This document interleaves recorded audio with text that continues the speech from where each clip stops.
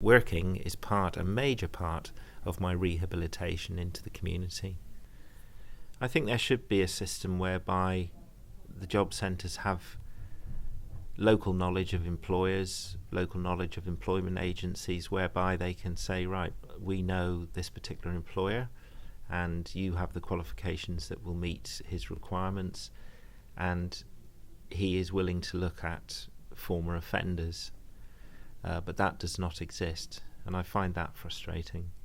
In 3 specific occasions of working for supermarkets, I was rejected on the grounds that I was overqualified.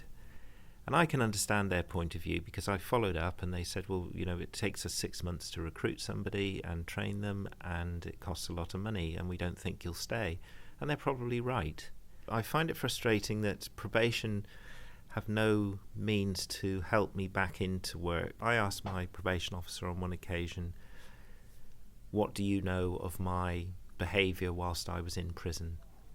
And she said, nothing. And why would I want to know? And I said, well, surely it's part of the multi-agency task force of which you're a part. You would speak to the prison service to find out how I behaved, and are there any correctional activities you need to take in order to help me back into the community. And she said, oh, we don't do that. We don't need to do that. Well, I don't agree with that.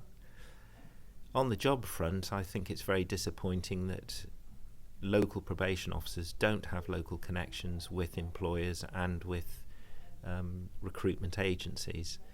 And I have voiced my opinion, and again the attitude really is, well, why should I help you in that respect? And I think that's a very sad situation. I met probably 2,000 to 3,000 prisoners over the 3 years that I was inside, and everyone has a different story to tell and a different reason for being in custody.